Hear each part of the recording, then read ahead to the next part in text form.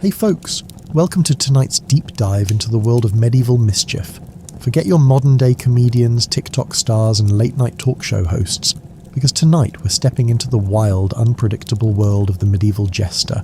Before we get into all the fun, hit that like button, subscribe if you're loving the vibe, and don't forget to let me know in the comments where you're tuning in from.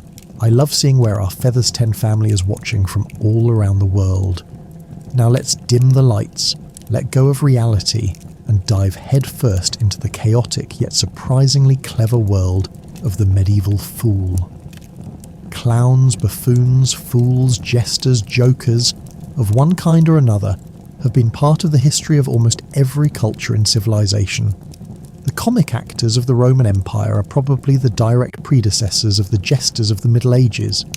Although there were no professional jokers at that time, comic actors are likely to have been the forerunners in both their style of comedy and attire. Many Roman emperors decided to rid their empire of actors, claiming them to be damaging to society.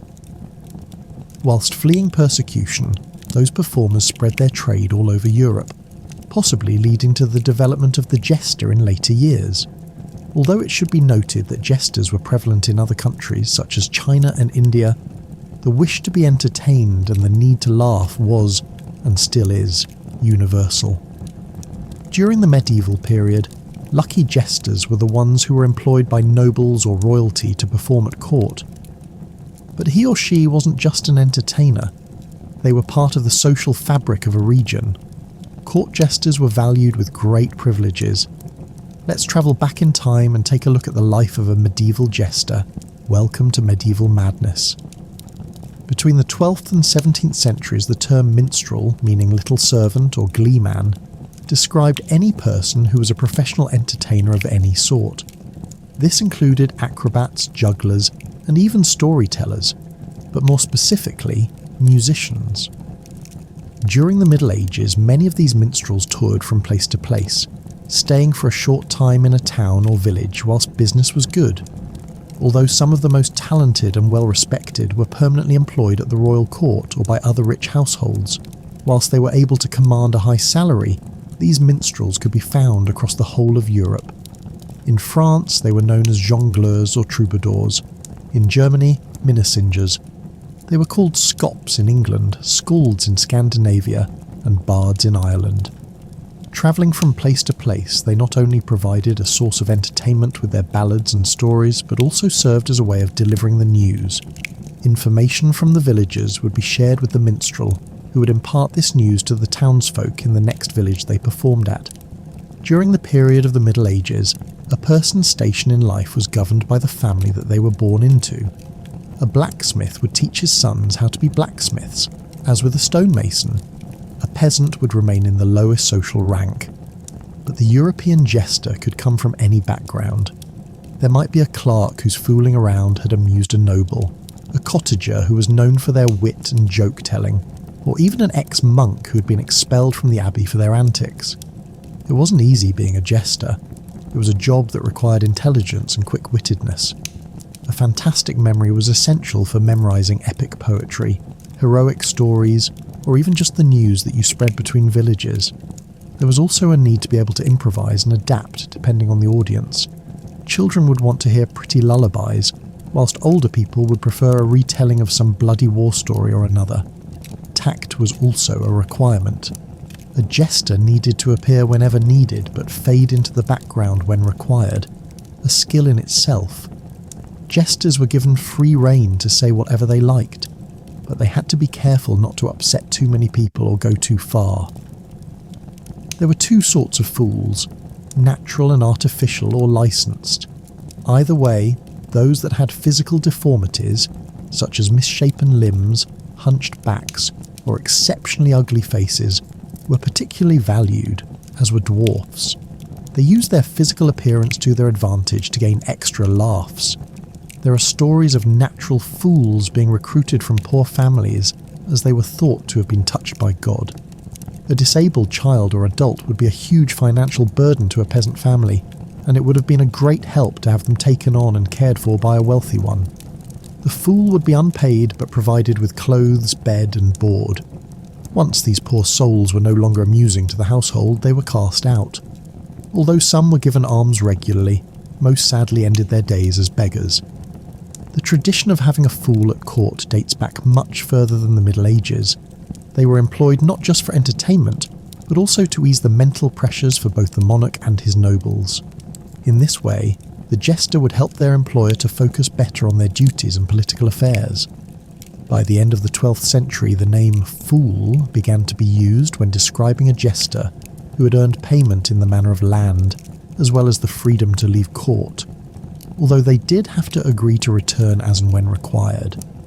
During the medieval period, court jesters were held in great esteem, especially in the royal household. This prized position meant that they could tease their patron without causing too much offence, often speaking the harsh truth to their superiors disguised as humour. This ability was known as the jester's privilege, and although people laughed at their silly stories, they also listened to the truths hidden within.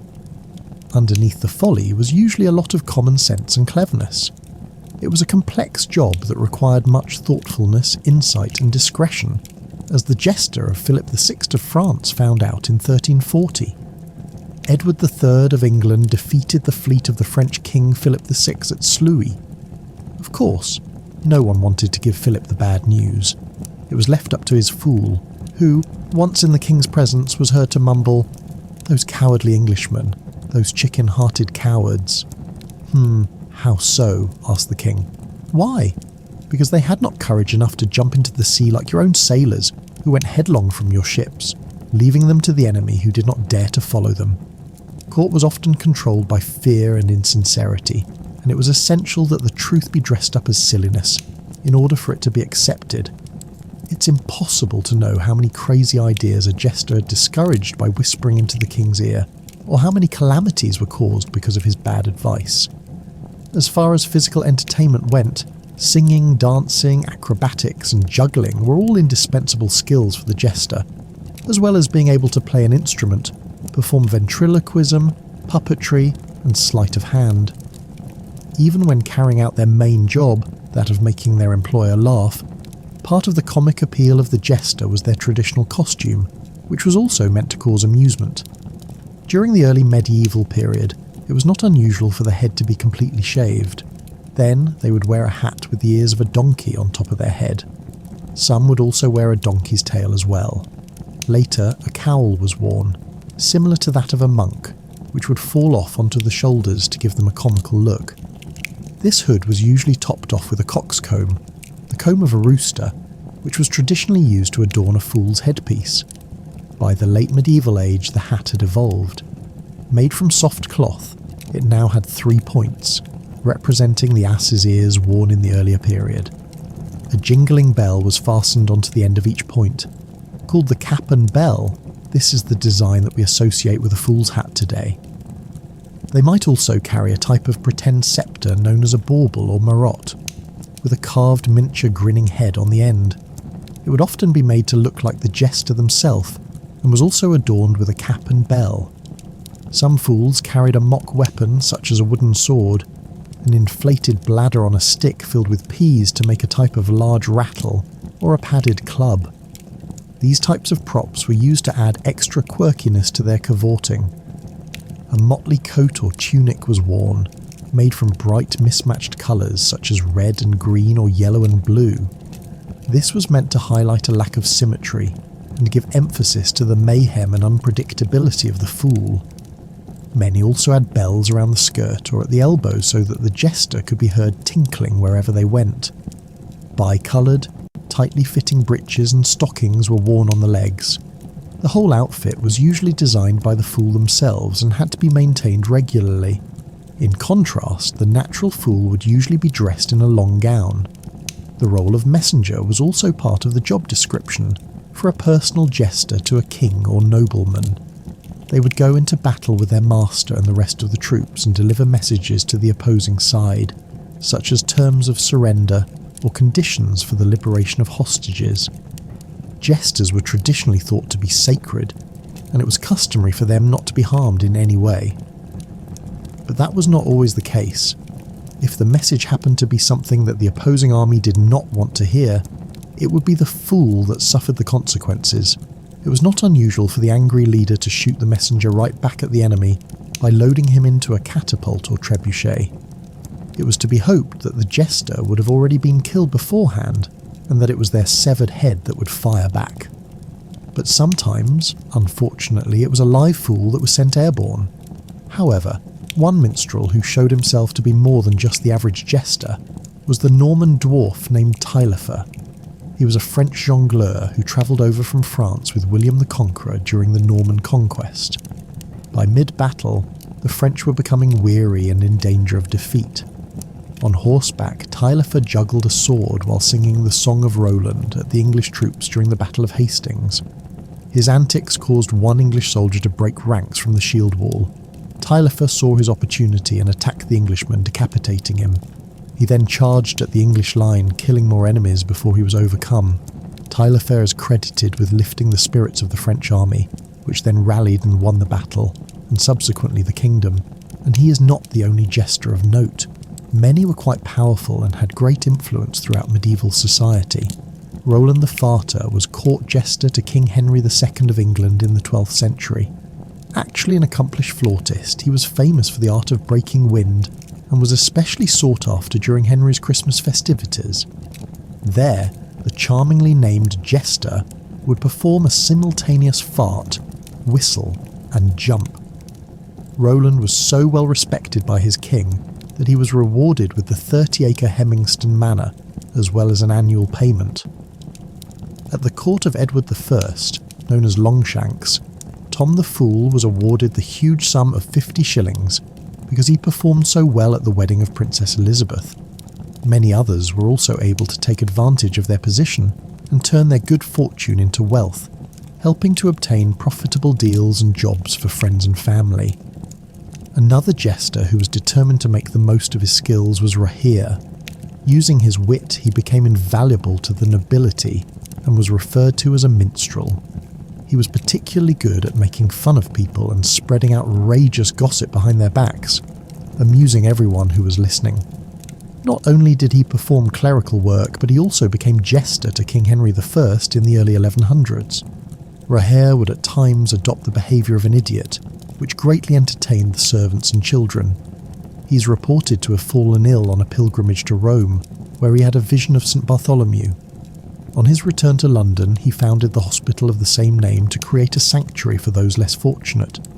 In China, Shen Jiangoa, also known as gradually stretching taller, was employed as a jester during the 10th century in the state of southern Tang. He was so influential that he was able to make the emperor Li Bian reduce taxes.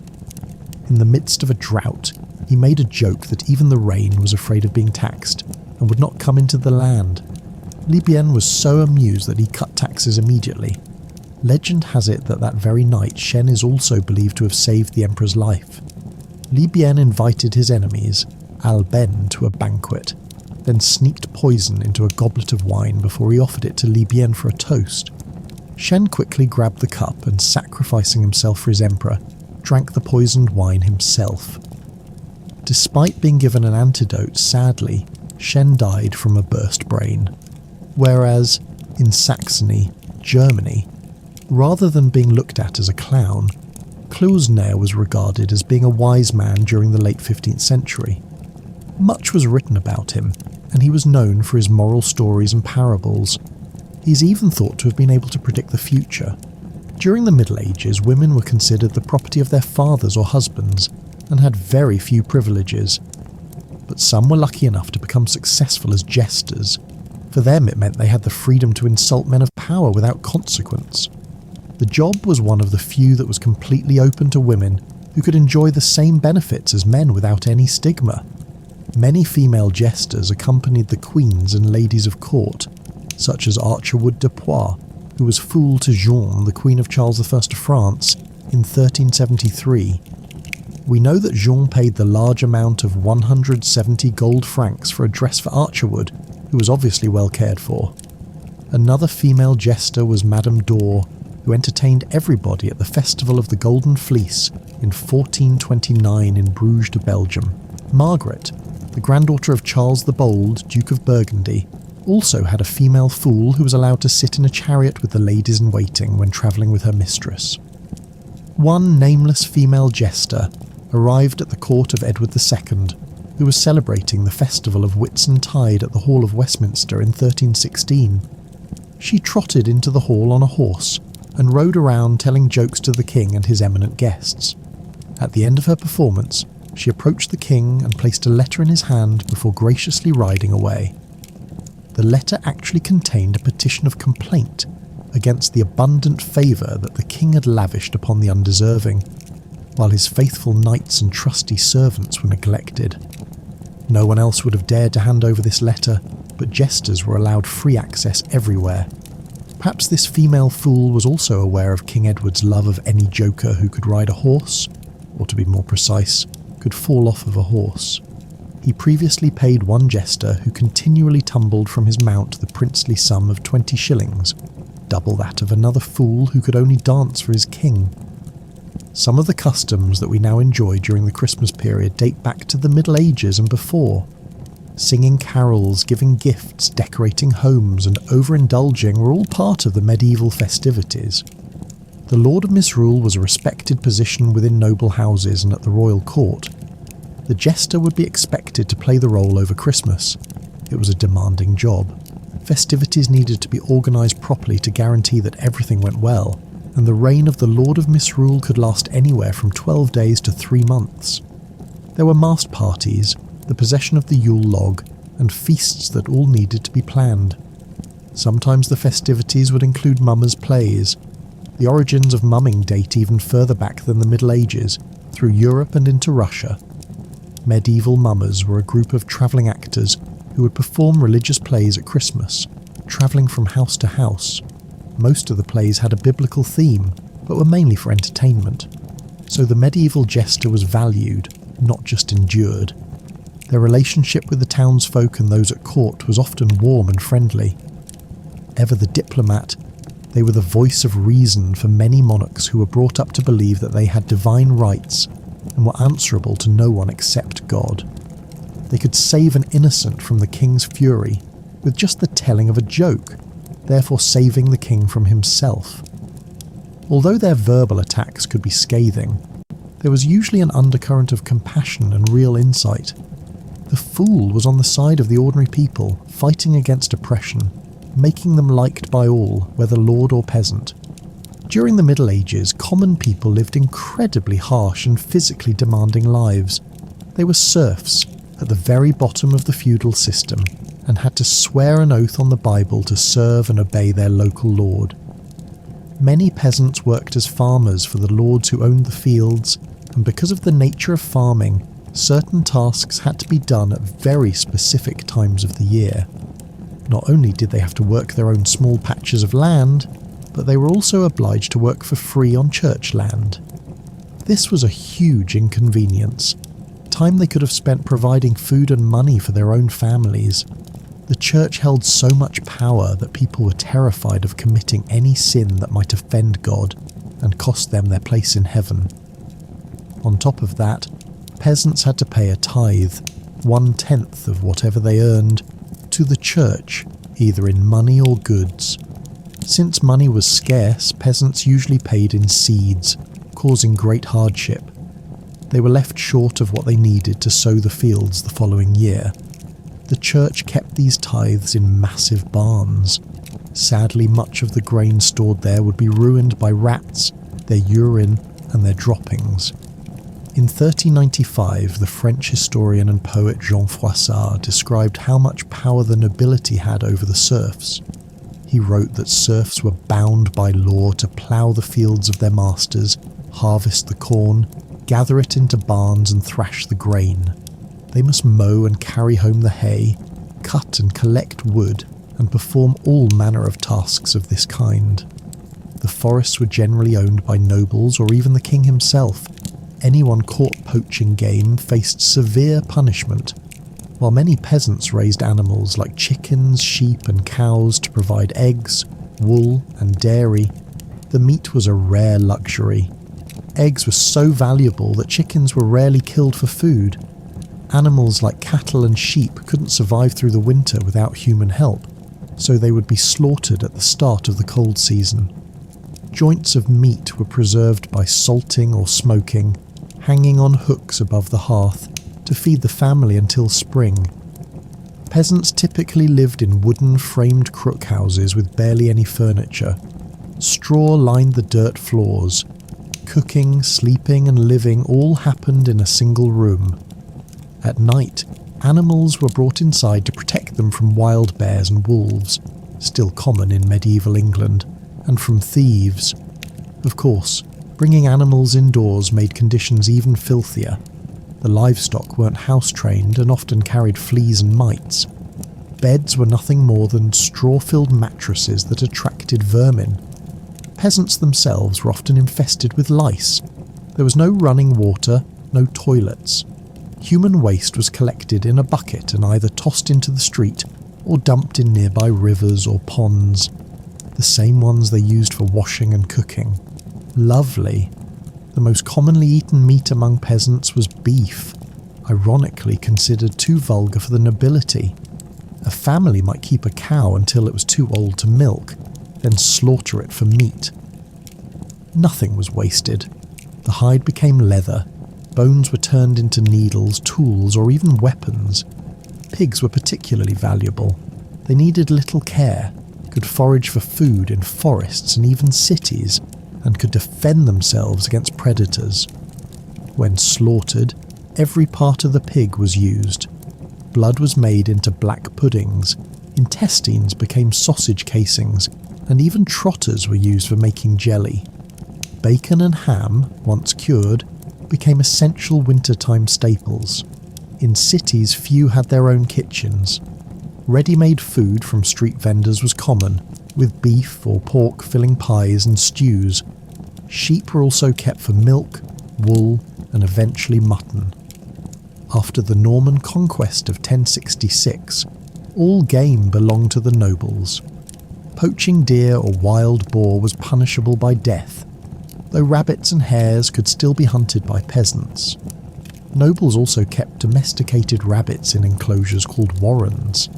In fact, Henry III of England once served 500 hares and 200 rabbits at a Christmas feast. In general, meat was a luxury for peasants, especially early in the Middle Ages. Most of their diet consisted of bread and cereals. By the 9th century, almost 3/4 of their food intake came from barley, oats and rye. Interestingly, after the Black Death devastated Europe in 1353, killing about 200 million people, food became much more available. Even the poor could afford more meat. Meanwhile, the rich ate exotic dishes. Recipes called for roasted cats, swans, peacocks, hedgehogs baked in pastry, and meats covered in sauces made of bread, wine and spices. One popular sauce, camelin, was sold ready-made in Paris during the 14th century. Swans were especially prized, often roasted, then redressed in their own feathers for presentation. Fishing was another source of food if the Lord allowed it. Thankfully, nobles preferred meat, so river and stream fishing was often permitted. Peasants living by the sea could fish freely. Salted and pickled fish like herring, mackerel and eel were common.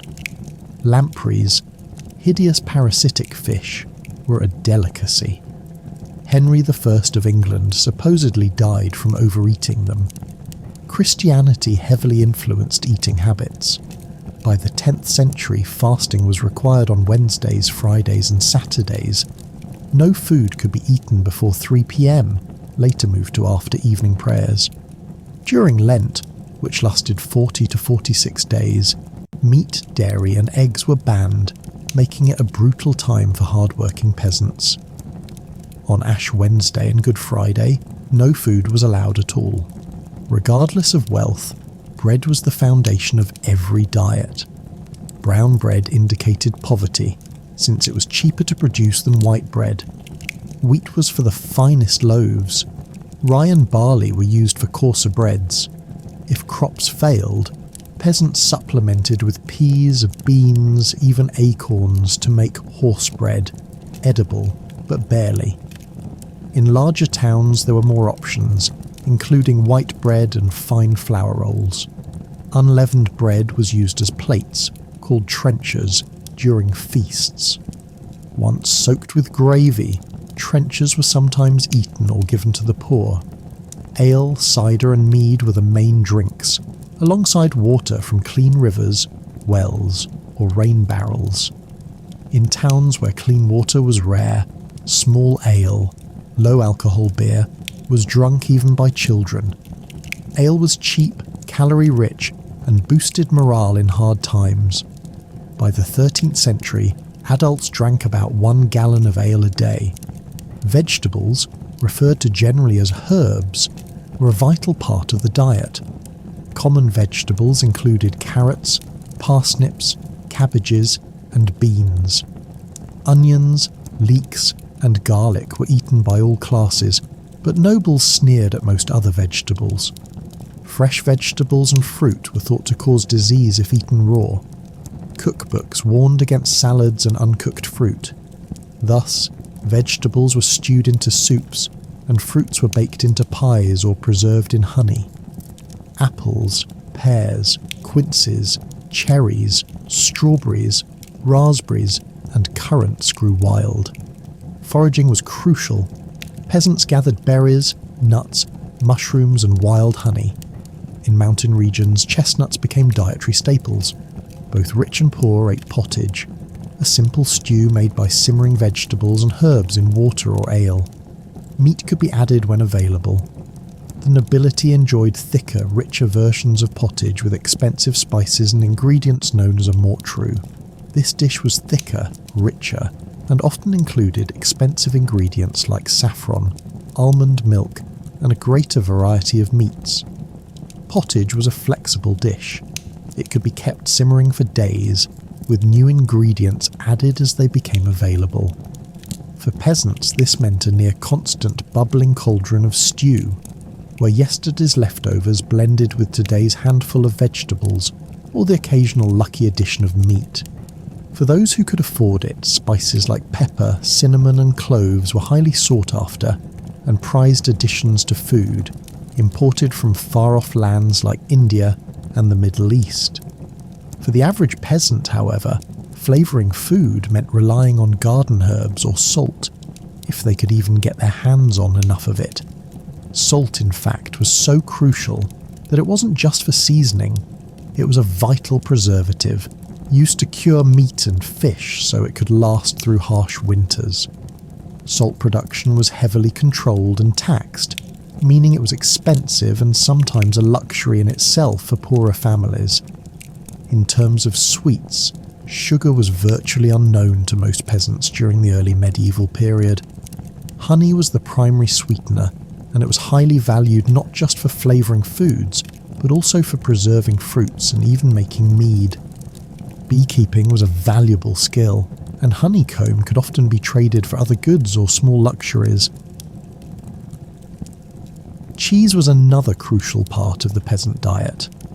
Milk from cows, goats or sheep was often turned into cheese because fresh milk spoiled quickly without refrigeration. Cheese could be stored longer and provided much-needed protein and fats, especially during periods of fasting when meat was not allowed. Daily meals were basic and practical.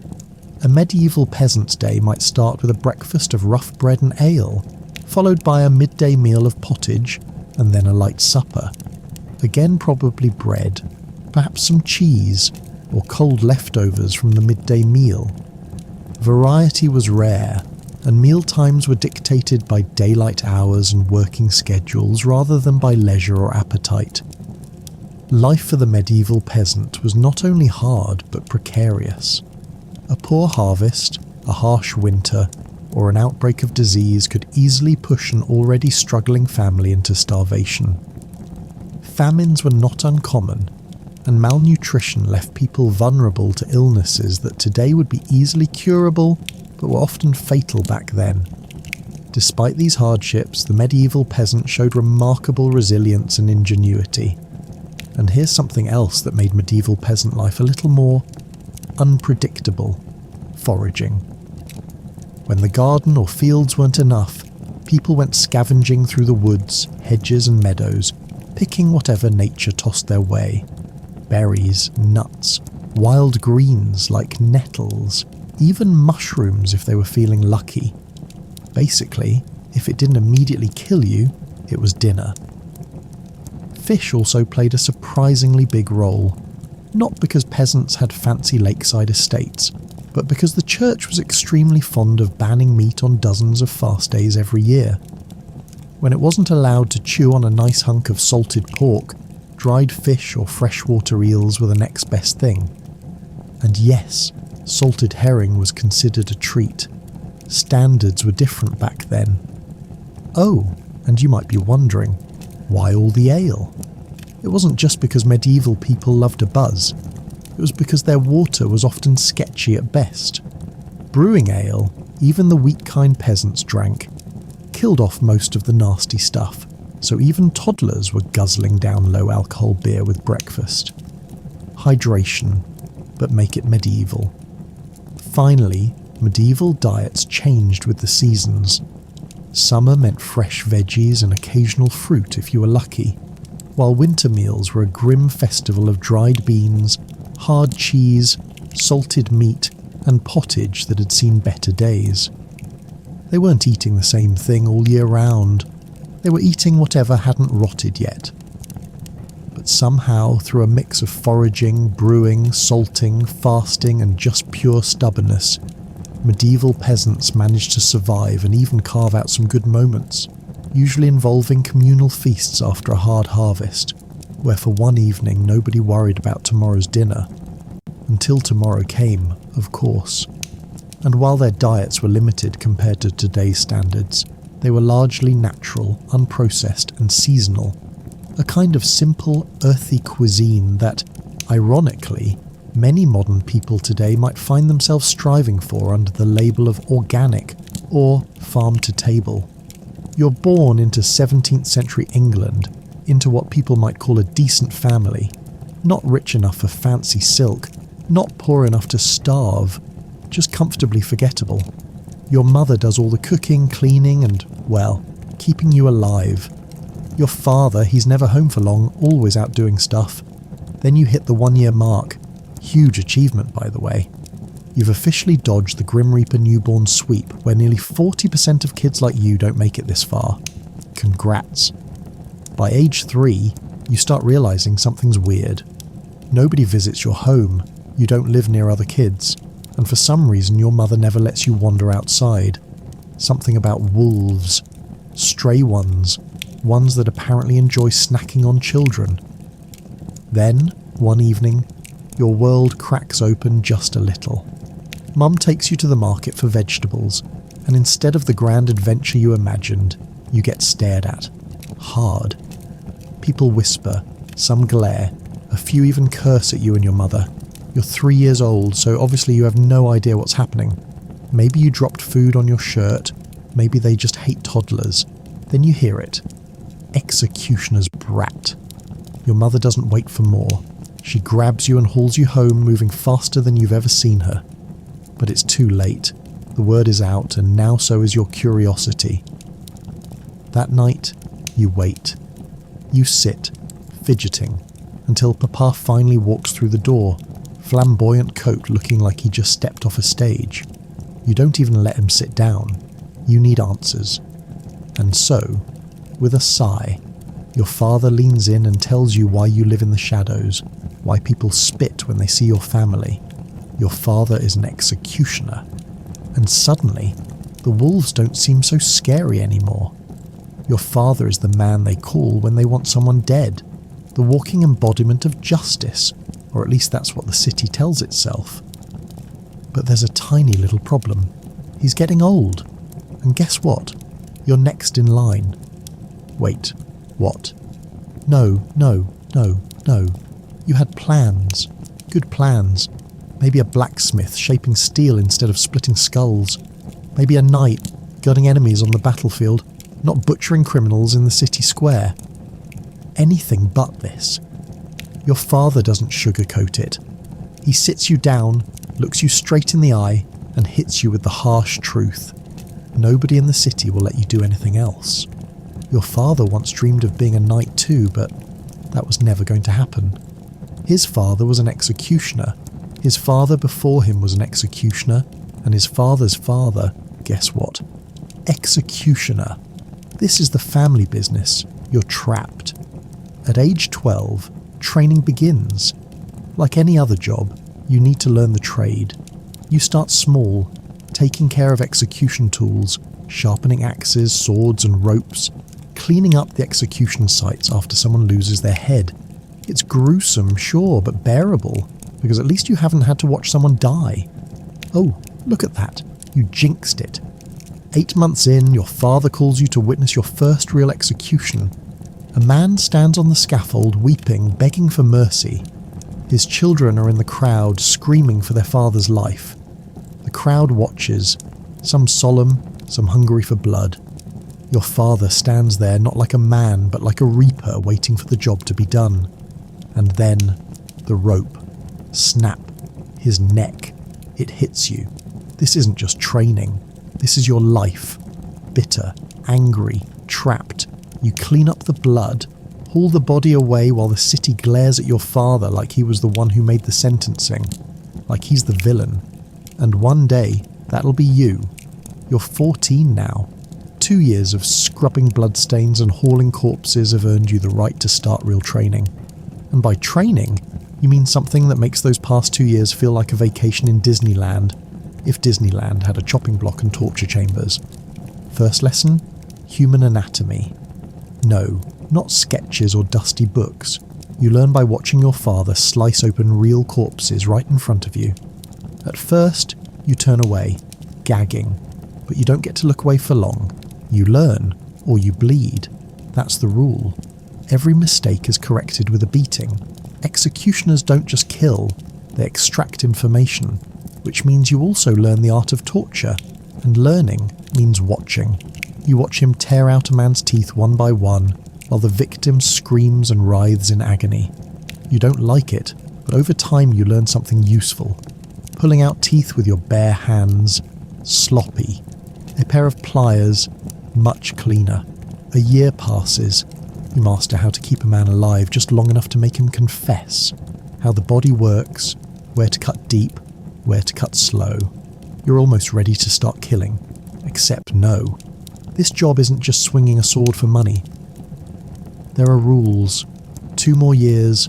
2 years of memorizing laws, city regulations, execution protocols.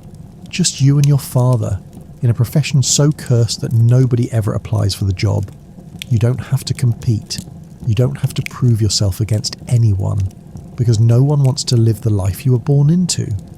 Then finally your father decides it's time, but not for public executions. Not yet. First, you practice by torturing prisoners for confessions. It's slow, messy work, but you do it. And when your father sees that you can break a man without flinching, he nods. Now you're ready. Your first public execution. You pull on the black cloak, not to hide your identity, everyone knows who you are. It's to strike fear into their hearts. The crowd watches in silence as you step onto the scaffold, sword in hand. You keep your back straight, grip firm, unyielding.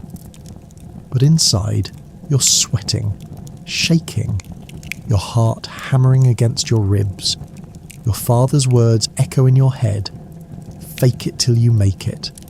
The convicted man is dragged onto the podium. He's forced to his knees. The priest murmurs a final blessing. You don't wait. Your sword flashes. One clean stroke. His head flies. The crowd gasps. The execution was so fast, so smooth, that for a second they can't believe it actually happened. You're good. Disturbingly good. The crowd disperses, but not without giving you a storm of curses. Even the priests spit at your feet like you chose this life, like you wanted to be a butcher in a cloak. Execution after execution, you improve. You refine your technique. Your father notices. Even he can't deny your talent. Soon, he retires. The title is yours now. The city's official executioner. Time to enjoy everything your father did. Being an executioner isn't just about swinging a blade and spilling blood. It comes with privileges. You're paid well, not just for killing, but for keeping the market streets sane. You're also allowed to take whatever you want from the dead: clothes, jewellery, boots. Your wardrobe is built on corpses, and this makes people hate you even more. Imagine this. Elizabeth, whose father you beheaded yesterday, sees you parading through the market in his favourite coat. How do you think she feels? That's right. She wants to kill you, but she won't, because you're untouchable. The church refuses to let you in unless it's a special mass. That's rare. They say you're unclean, an unnecessary evil, and yet you're expected to marry. So you leave your father's home, buy a house on the city outskirts, and find someone as hated as you, a whore. She's beautiful. She understands you. She has no family, no one to judge her for choosing the city's butcher. Your wedding is as empty as your childhood dreams.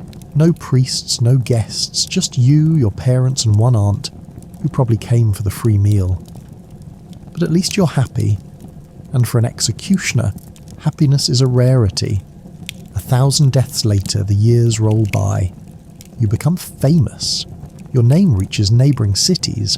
1,000 executions under your belt, and you are now a legend of death, feared more than any of your ancestors. But this isn't a statistic you take pride in. It haunts you every night. Their faces flood your dreams. Their screams crawl inside your ears and refuse to leave. The weight of their deaths crushes your chest. But life has one mercy left to give you. Your wife gives birth to a son and a daughter. For the first time you know true joy. You love them fiercely, protecting them, giving them a good life. That's all that matters now. But something is wrong. You feel it in your bones, your muscles. The stance that once made you a pillar of fear is now hard to hold. Your hands shake. It's only a matter of time before you make a mistake, and in this job, a mistake is death. The cycle continues. There's only one choice left. You hate it, but you know what must be done. You take your son aside and begin to train him, just as your father trained you. You carve the same fate into him as was carved into you. He hates it just like you did, but this is the only way. If he is to survive, he must be better than you. Because in this life, you don't live by mercy, you live by the blade. One afternoon in May 1573, a 19-year-old man named Franz Schmidt stood in the backyard of his father's house, in the German state of Bavaria, preparing to behead a stray dog with a sword. He'd recently graduated from decapitating inanimate pumpkins to practicing on live animals.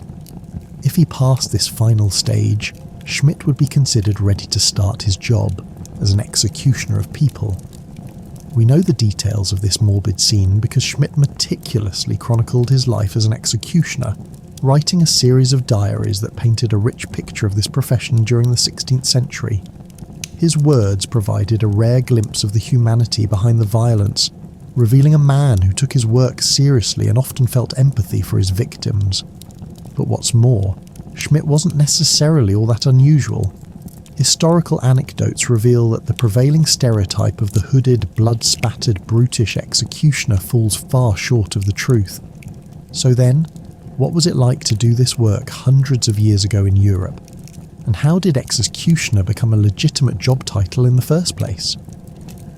What's common to all countries in Europe at the time is that they're all trying to have better criminal law enforcement, said Joel Harrington, a historian at Vanderbilt University in Tennessee, and the author of The Faithful Executioner, Life and Death, Honour and Shame in the Turbulent 16th Century.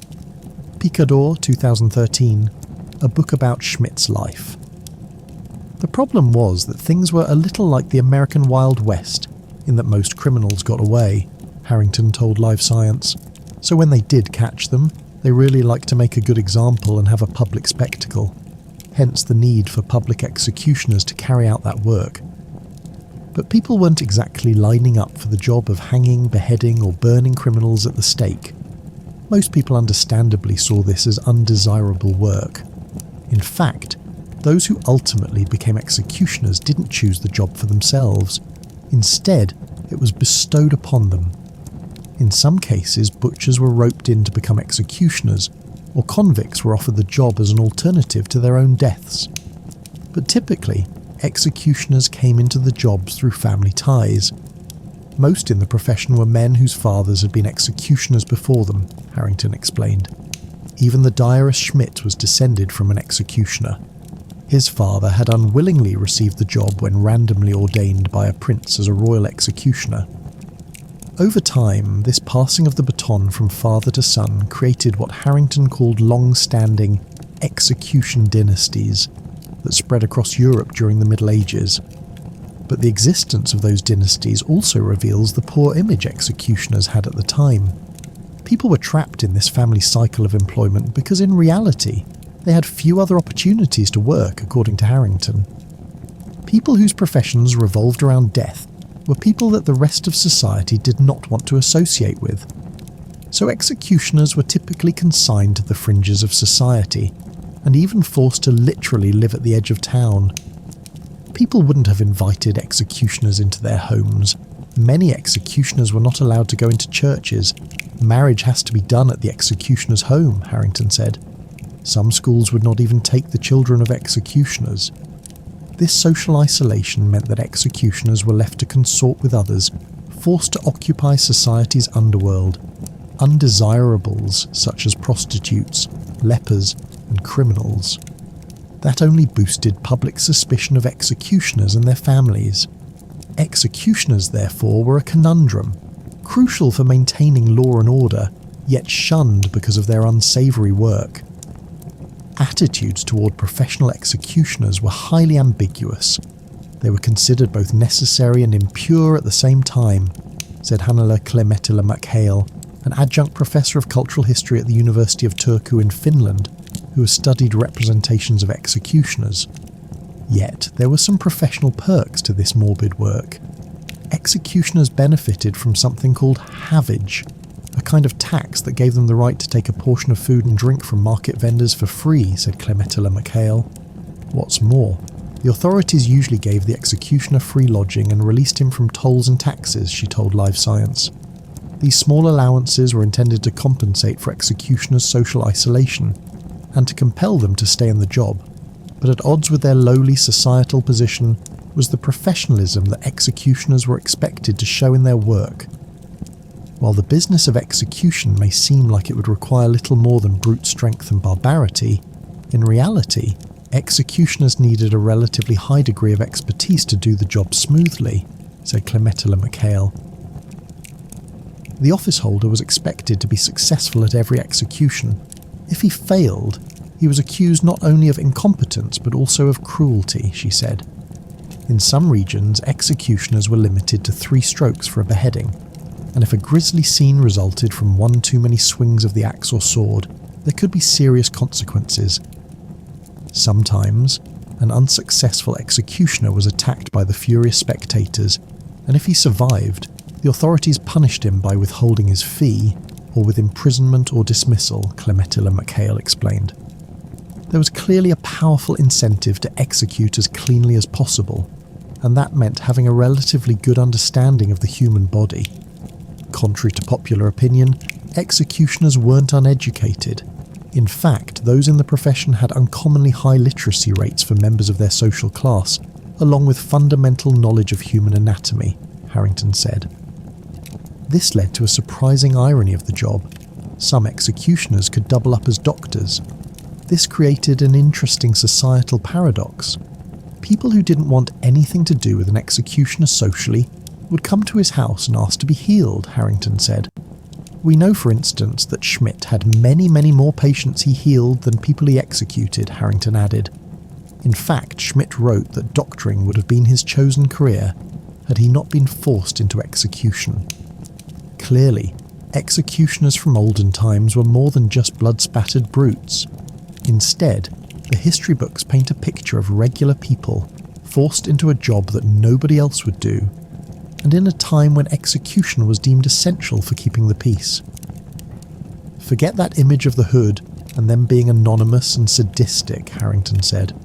They would have seen themselves as law enforcement officials. There's a final twist in the story of Schmidt.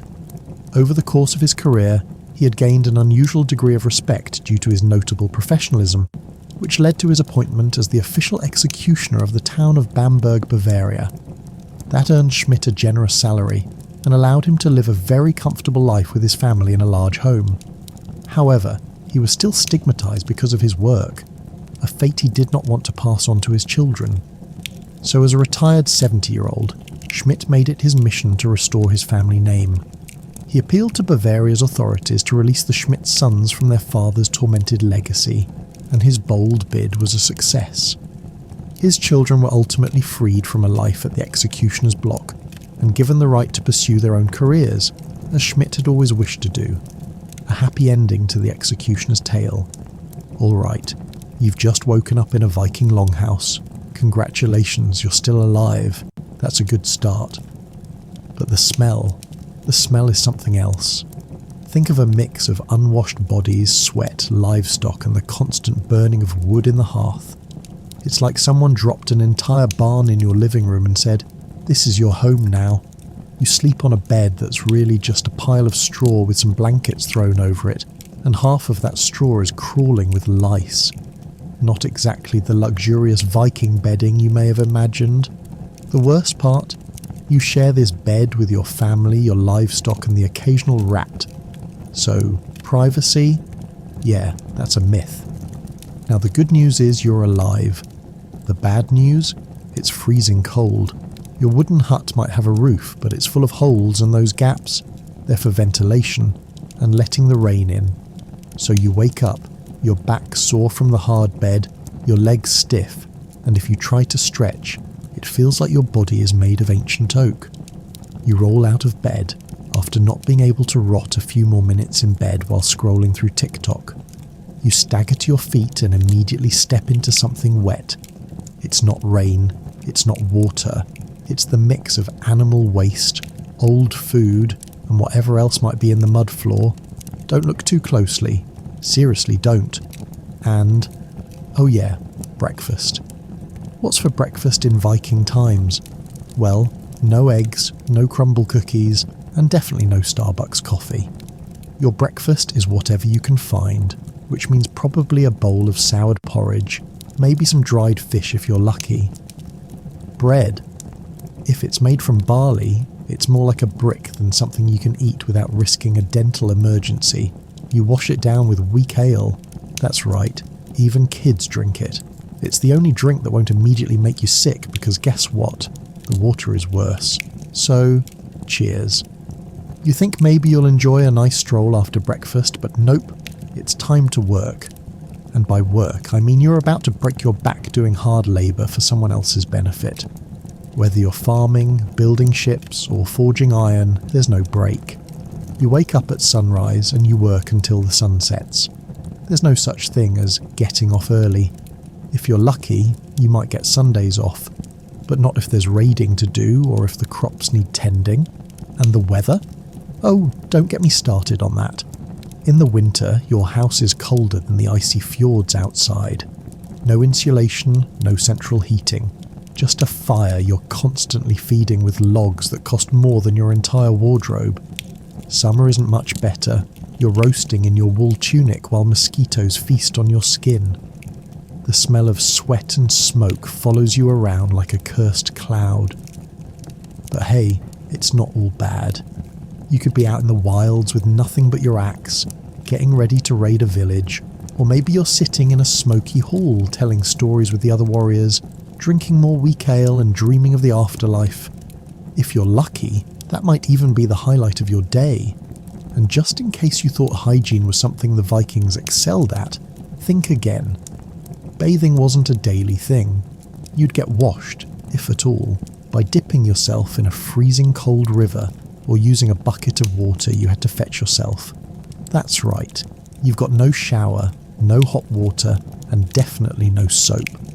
Don't even think about deodorant. If you were lucky, you might find some herbs to rub on yourself, but most days, you're just hoping you don't smell like death when you sit next to your comrades. But hey, at least you're a Viking, right? A little hard work, a little grime, but plenty of opportunities to prove yourself on the battlefield. It's not a glamorous life, but it's a damn tough one. And that toughness, that's what made them legendary. So grab your mead, sharpen your axe, and get ready for your life as a Viking. As a Viking, you weren't exactly the type to sit around sipping mead in cosy warm cabins. These guys were like the world's first real-life extreme adventurers. They didn't have Instagram to post their conquests, but if they did, it'd be full of violent raids, messy battles, and probably a few too many selfies holding up heads on pikes. Now, if you're thinking of Vikings as some romanticised warriors who rode into battle like the cast of a cool Netflix series, think again. The reality is much darker and much more brutal. First off, you've got to survive the cold. I mean, we're talking about a place where the winters aren't just cold, they're bone-chilling cold. It's so cold, you'd think even your thoughts would freeze. You're living in a wooden shack with no central heating, your roof's made of grass and turf, and you're stuck with a bunch of guys who really, really like to fight. Viking life isn't for the faint of heart. You don't get to be a Viking by being a peaceful farmer. You're a farmer with an axe, ready to raid the nearest village at the drop of a hat. Oh, and don't forget, you've got to deal with that Viking haircut, which wasn't so much about looking good as it was about practicality. Mostly, it was about making sure your enemies had something to grab onto when you're headbutting them in a brawl. But it's not just fighting that's your main hobby. Oh no, they've got a full agenda for fun. Besides raiding, pillaging and slaughtering, they also love themselves a good feast. We're talking giant, boar-filled, ale-saturated, horn-clinking, fire-blazing nights where you'd probably end up passed out before sunrise. So if you wanted to live your best Viking life, you better be able to handle alcohol and chaos in equal measure. You don't have a lot of time for anything other than survival. You don't get to live in a warm, cosy cabin, relaxing by the fire. You're out there in the elements, struggling to feed yourself and your family, knowing that any day now, your neighbours might decide it's a good day to raid your village. You can bet that when Viking men and women weren't out on those long ships, they were busy sharpening weapons and trying to fortify their homes in preparation for the next inevitable attack. You live in constant fear of another tribe deciding your peaceful little patch of earth would make a perfect place for them to plant their flag and, more importantly, steal your stuff. And the Viking ships? Oh man, those things are no joke. If you've ever seen a Viking longship, you know it's built for one thing: destruction. These are war machines, not just boats. They can navigate rivers, coastlines, even frozen seas in the winter. You're not just cruising on a Sunday outing here, you're looking at an intense high-speed raid right into the heart of whatever poor village got unlucky that day. But here's a thing that a lot of people don't get about Viking society. You aren't just a bloodthirsty pirate. You had their own culture, your own beliefs, and a whole complex system of honour and respect. Sure, their idea of honour probably involved pillaging and plundering, but there was a code to it.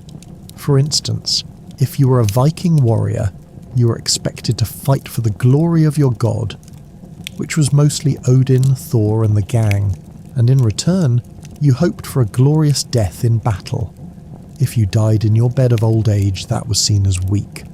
The real goal was to die fighting. That's how you earned your place in Valhalla, the ultimate afterlife. So if you had to choose between living long enough to be old and miserable, or dying with your axe in your hand, the Viking way was simple: die with your boots on.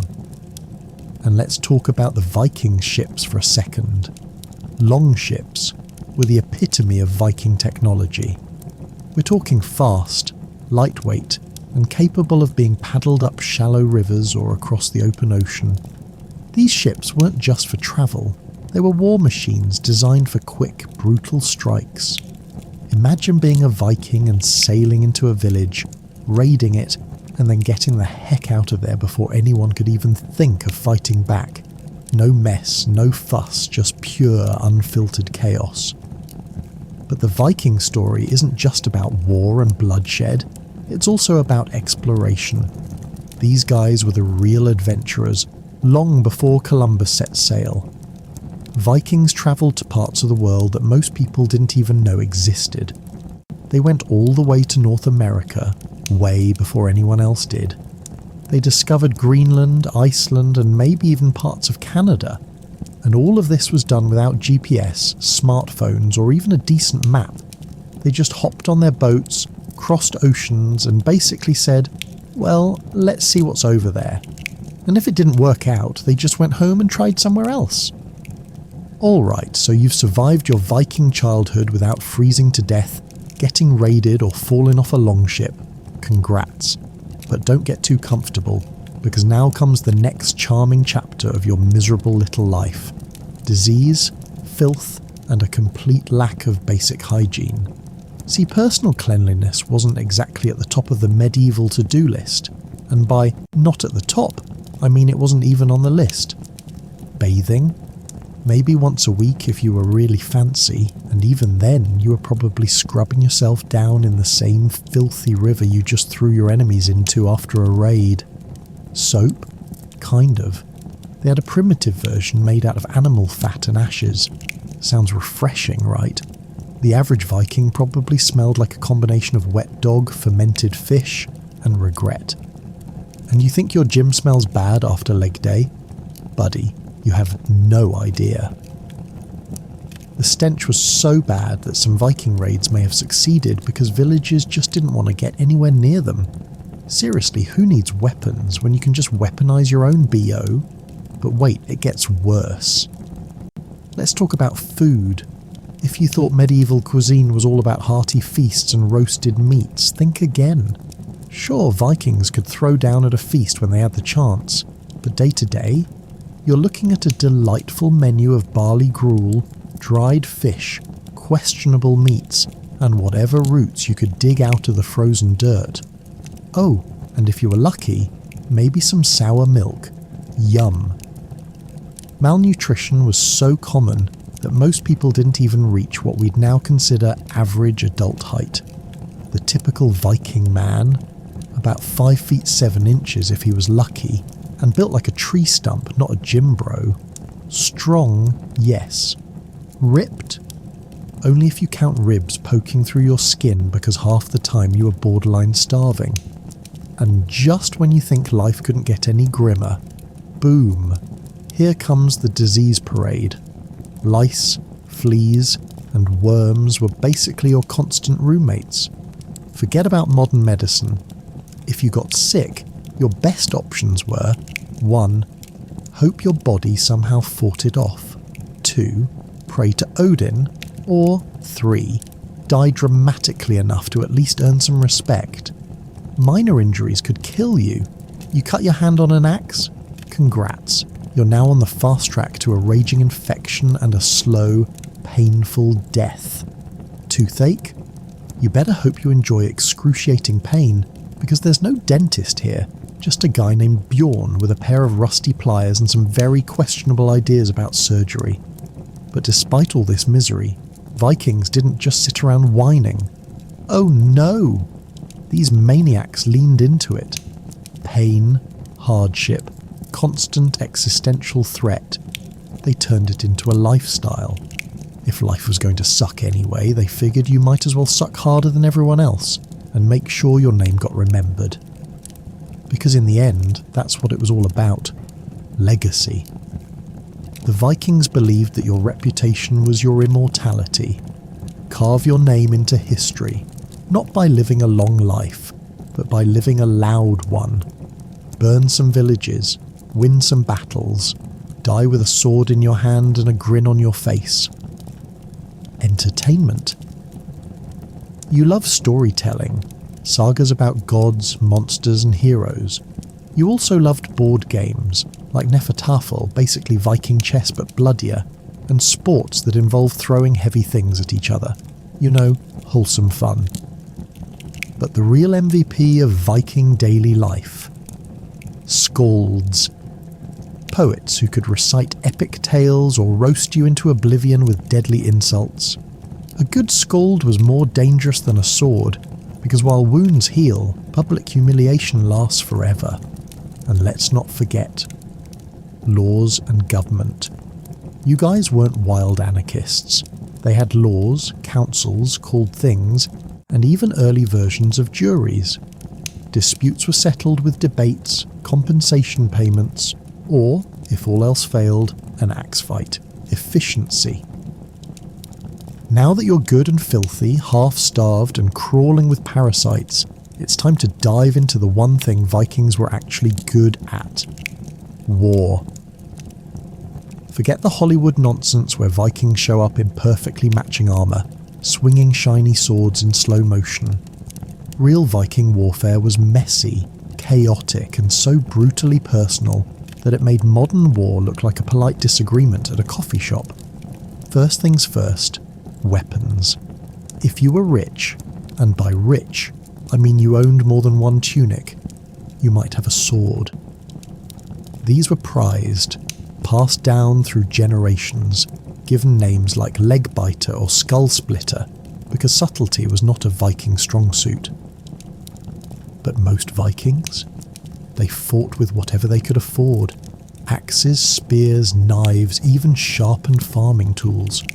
Congratulations, you're going into battle with what is basically a glorified hoe. And armour? Huh. If you weren't some nobleman with money to burn, your armour was a thick wool tunic, maybe some leather patches and a whole lot of misplaced optimism. Helmets were usually simple iron caps. You know those fancy horned helmets you see in movies? Complete garbage. No real Viking ever wore those, unless they wanted to get laughed off the battlefield and die looking like a drunken idiot. The battles themselves? Less organised, more screaming chaos.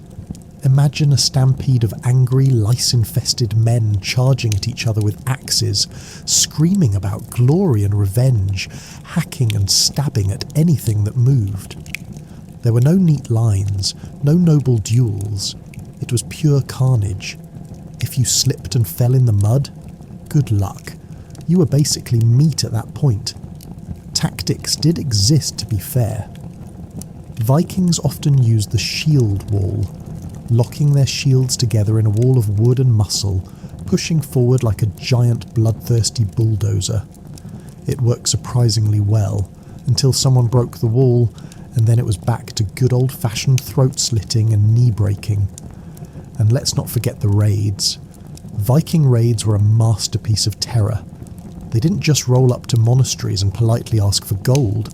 They smashed down doors, torched buildings, slaughtered anyone who resisted, and dragged off anything valuable, including people.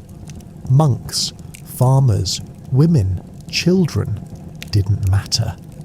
If you could be ransomed or sold, you were cargo now. The real secret weapon of Viking warfare wasn't just brute strength. It was fear. The mere rumour of a Viking longship on the horizon could send entire villages into blind panic. Kings would pay protection money just to avoid getting pillaged. Basically the medieval version of a mafia shakedown. And it worked. Vikings got filthy rich, not just from stealing, but from being so terrifying that people paid them not to steal. But for all their bloodlust and brutality, there was a twisted kind of honour too. Dying in battle wasn't just accepted, it was celebrated. You wanted to die with an axe in your hand, guts spilling out, grinning through the blood, because that's how you punched your ticket to Valhalla. Viking heaven, where the ale never stopped flowing and the fights never ended. If you died peacefully at home, old, sick, bedridden, sorry, you were basically screwed. No glory, no feasts, no Valkyries coming to scoop you up. Just an embarrassing footnote in history, remembered as that guy who coughed himself to death while everyone else was out stabbing monks. In short, live violently, die gloriously, or be forgotten. After you've butchered half of England and scared every priest west of Rome into wetting himself, what's next? Exploration. You see, Vikings didn't just stick around Scandinavia sharpening their axes and inhaling fermented fish fumes. No, they got on boats, horrible creaking death traps with a sail, and hurled themselves into the unknown. Why? Maybe for glory, maybe for gold, Maybe just because they were so deeply allergic to staying home sober for more than a week. Their ships were called longships, and they were absolute engineering marvels. If your engineering standard doesn't immediately sink, these boats were long, narrow and low to the water, which made them fast and sneaky. Perfect for sliding up rivers, sneaking behind enemy villages, and giving the local population a heart attack before breakfast. And where did they go? Everywhere. England, pillaged. Ireland, pillaged. France, pillaged so hard that the French king just gave them land and said, "Here, it's called Normandy now. Please stop setting fire to everything." But they didn't stop there. Vikings pushed north into Iceland, a frozen wasteland where the only thing more dangerous than the weather was the food. They settled Greenland, which was so hilariously misnamed, spoiler, it's mostly ice, that it sounds like a bad real estate scam even today. And then, around the year 1000 AD, a Viking named Leif Erikson stumbled across an entirely new continent. That's right. Vikings discovered North America about 500 years before Columbus ever got lost and lied about it. They called it Vinland, which means wineland, because apparently they found some wild grapes and immediately thought, hey, we can definitely get hammered here. But of course, it wasn't easy. The Vikings found out pretty quickly that the locals, the indigenous peoples of North America, weren't exactly thrilled to see a bunch of screaming, axe-waving maniacs show up. Skirmishes broke out, arrows flew, and after a few years of trying, and mostly failing, to not die horribly, the Vikings packed it up and sailed home. Still, for a brief glorious moment, a handful of ragged Norsemen stood on the shores of a new world, looked around and thought, hey, needs more beer, and the exploration didn't stop. Viking traders and adventurers pushed east too, sailing down the rivers of Russia, making deals and enemies with Slavic tribes, Byzantines and Arabs. Some of these Norsemen, known as the Varangians, even ended up as elite bodyguards for the Byzantine emperors. Imagine that. A bunch of giant bearded Northmen standing guard in golden palaces, still probably smelling faintly of fish and murder. What drove them? It wasn't just bloodlust. It was that eternal, gnawing Viking hunger for more. More land, more loot, more stories to brag about after death. Because in the Viking mind, you didn't just survive life. You fought it. You conquered it. And you sang about it. Until the gods themselves were too drunk to ignore you. You might think Vikings were just angry farmers with a death wish, but there was method to their madness. It all came down to mythology. And not the Disney kind where everybody learns a lesson and sings a nice song at the end. Viking gods didn't promise peace, eternal happiness, or a cozy afterlife with harp music. Number. The Norse universe was brutal, chaotic, and doomed. The best you could hope for was to die screaming in battle, get noticed by Odin, and spend eternity fighting the same battle over and over in Valhalla until the end of time. If that sounds exhausting, congratulations! You're starting to think like a Viking. The Norse gods themselves weren't shining paragons of virtue. They were petty, vengeful, half-mad weirdos, basically humans, but with better hair and more lightning bolts. At the top you had Odin, the Allfather. Imagine Gandalf if he was a shady war criminal. Odin was obsessed with gaining more knowledge and power, and he didn't mind cheating, lying, or sacrificing an eyeball to get it. That's right. He literally plucked out his own eye and tossed it into a magic well just for a sip of wisdom. Hardcore. Then there was Thor, god of thunder, basically a giant red-bearded frat boy with a hammer the size of a cow. Thor smashed things first and asked questions never. People loved Thor because while Odin was out playing weird mind games, Thor was the guy who would punch a frost giant in the face just because it looked at him funny. And of course, there was Loki, the trickster. Half-brother to Thor, full-time agent of chaos, Loki was the guy who'd set your house on fire, help you rebuild it, and then steal it again, all while making it somehow your fault. Fun fact, Loki once tied his testicles to a goat as part of a weird bet. This tells you everything you need to know about Norse humour, but it wasn't just gods.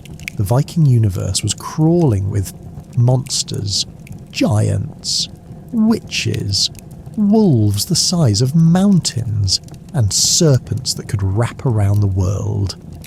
And worst of all, it was all going to end in Ragnarok, a cosmic death battle where the world burns, the gods die, and everything is reset in a glorious catastrophic bloodbath. Imagine waking up every day, grabbing your axe and thinking, well, the world's on fire anyway, better make my death interesting. That was the Viking attitude, and that's why you're laughing in the face of death. That's why you're risking everything to sail across oceans, to charge into battle, to carve their names into stone and legend. Picture a Viking longhouse. It's not some tiny cabin.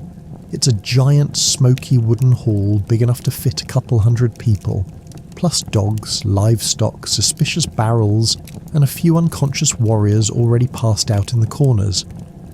The roof is low, the fire pits blaze, and the smell is a mix of roasting meat, burning wood, wet fur, and feet. Absolute paradise if you were a Viking. Feasts weren't just casual get-togethers, they were massive events, usually to celebrate a successful raid, a good harvest, a big religious festival, or the fact that someone important didn't die that week. Everyone important showed up. The chieftain, warriors, traders, skalds, poets, farmers, and anyone else who could swing an invite, or at least a decent bribe. The food?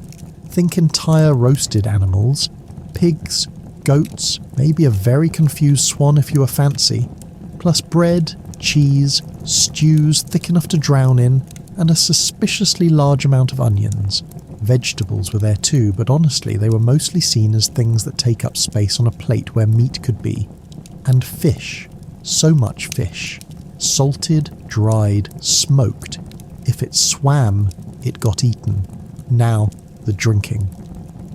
Oh boy. Vikings didn't drink water if they could help it.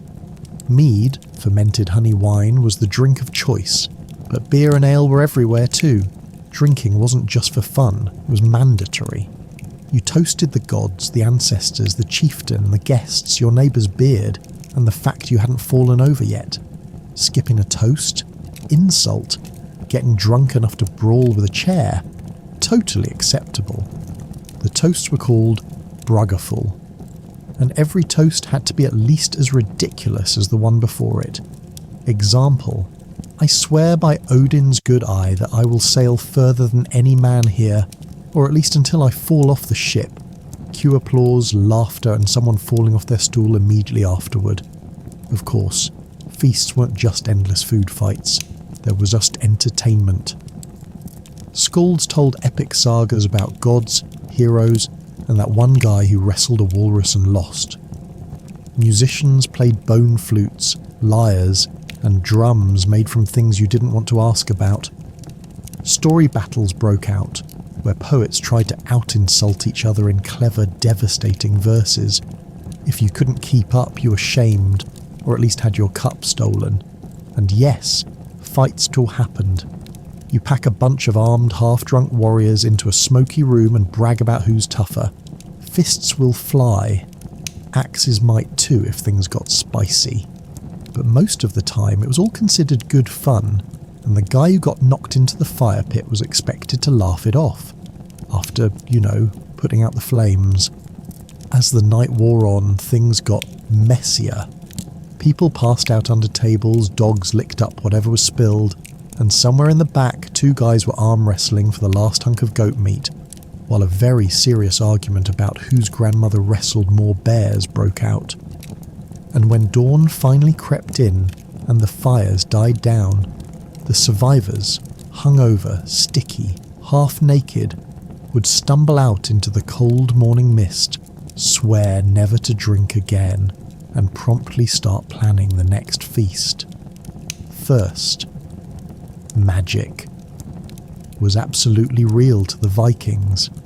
They didn't sit around debating whether spells worked. They knew they did. If your cow dropped dead, or your fishing net ripped, or your wife suddenly hated you more than usual, someone had cursed you. No doubt about it. Probably that shady old woman down the road who talked to trees. The most powerful magic was called cedar. This wasn't cute stage magic. This was serious sorcery involving trances, chanting, strange staffs, and a healthy dose of fear. Practicing cedar meant you could see into the future, curse your enemies, control the weather, allegedly, mainly it just rained anyway. Mess with someone's mind so they forgot how to hold a sword, or better yet, forgot they were supposed to stab you. Who practiced cedar? Mostly women, called vulvas, or zaidkonas, wandering priestess prophetesses wrapped in cloaks, carrying staffs and looking like they absolutely had everyone's fate written in a secret notebook. But the god Odin also practiced it, which was considered a little controversial, because in Viking society, magic was seen as extremely unmanly. Real men were supposed to smash things with axes, not chant in circles wearing mysterious necklaces. So Odin, being Odin, just didn't care what anyone thought, because when you're the All-Father, you make the rules. Runes were another way the Vikings tapped into the supernatural. Runes weren't just letters, they were some magical symbols that could protect you, curse someone, help you win a battle, make sure your crops grew bigger than your neighbours, the true Viking flex. You didn't just write runes, you carved them into weapons, jewellery, bones and stones, sometimes in secret places, just to freak someone out months later when they found it. There were runes for victory, love, luck, and even binding enemies. Basically magical post-it notes, but way cooler and way more dangerous. Then there were the berserkers. Oh boy, these guys were the original terrifying semi-naked human hurricanes. Berserkers were elite Viking warriors who went into battle in a berserk gang, a blood-mad, trance-like rage where they howled like wolves or bears, felt no pain, didn't recognise friends from enemies, fought until they physically couldn't move anymore, or until everyone else was dead. How did they do it? Some say they drank potions made from mushrooms, alcohol, and pure bad decisions. Some say it was deep breathing techniques, chanting, or self-hypnosis. Some say they were just naturally built different and liked to headbutt trees for fun. Berserkers often wore animal skins, usually bear or wolf pelts, and believed they became those animal spirits during battle. If you saw a giant bearded man foaming at the mouth, shrieking like a banshee, charging at you with an axe bigger than your head, you didn't fight him, you just ran, fast.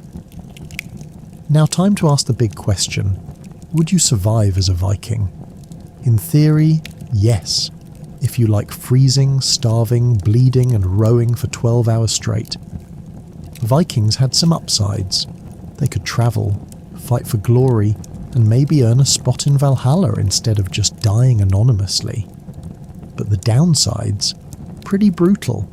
Disease, violent deaths, awful winters, and no one cared about your feelings. Survival depended on being tough, lucky, and meaner than everyone else. And even then, you were probably one bad raid away from a spear in the gut. So, could you survive? Maybe. Would it be miserable? Absolutely. The history of the Vikings was significantly shaped by charismatic and powerful rulers who not only formed their own realms, but also had a lasting influence on the course of European history. In this section, we examine two of the most influential Viking kings, Harald Fairhair and Nut the Great. Harald Fairhair, also known as Harald I Hårfagre, is considered the first king to unite Norway into a single kingdom. His reign from around 872 to 930 AD marks a crucial turning point in Scandinavian history. He revolutionised Norway's political landscape and established a system of rule that formed the basis for the medieval Norwegian kingdom. Harald Fairhair's ascent began in his youth as the heir to a small kingdom in Vestfold. According to legend, he vowed not to cut his hair until he'd united all of Norway under his rule, hence his nickname Fairhair. His conquests began at the age of about 20 and lasted around 10 years. During this time, he systematically subdued the various small kingdoms and jarldoms of Norway. The decisive turning point was the Battle of Hafrsfjord around 872, in which he overcame the last resistance of the opposing petty kings. This battle is considered today as the birth of a united Norway. Harald Fairhair's most important political achievement was the creation of a centralised administrative structure. He introduced the system of jarls, loyal administrators who controlled various regions in his name. At the same time, he created a new tax system that strengthened royal power and formed the basis for a functioning state apparatus. He also established the odel right, an inheritance law that regulated land ownership and continues to influence the Norwegian legal system to this day. His reforms in the areas of jurisdiction and administration laid the foundation for an orderly state system. Canute the Great, who ruled from 1016 to 1035, was one of the most powerful rulers of his time. He created a Nordic empire that encompassed England, Denmark and Norway, and at times also controlled parts of Sweden. His reign marked the height of Viking power in Europe and showed a remarkable fusion of Scandinavian and Anglo-Saxon culture.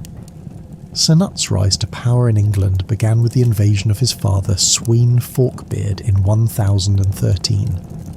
After his father's death, Canute took leadership and initially had to assert himself against Edmund Ironside. The decisive moment came in 1016 when, after several battles and Edmund's death, he was recognised as King of England. His rule over England was characterised by remarkable political wisdom. He retained large parts of the Anglo-Saxon administration and integrated the local aristocracy into his system of rule. Canute pursued a policy of reconciliation, respected English traditions, and promoted cultural exchange between Scandinavians and Anglo-Saxons.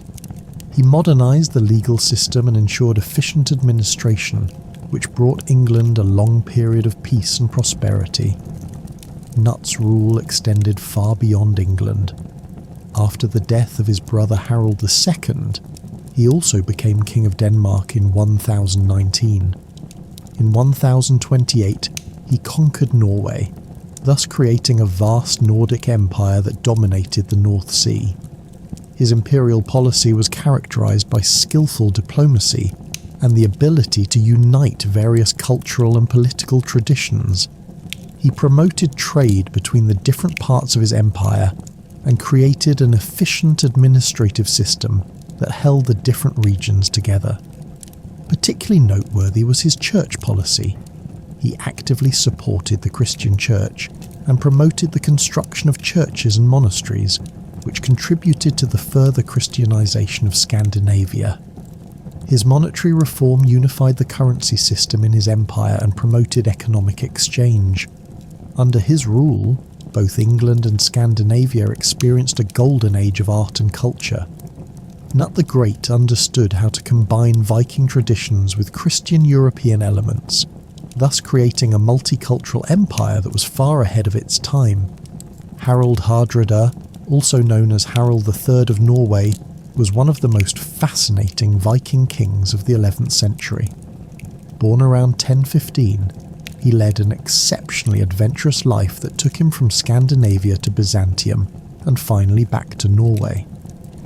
As the half-brother of Olaf the Holy, He had to flee into exile after Olaf's death in 1030, marking the beginning of his remarkable career.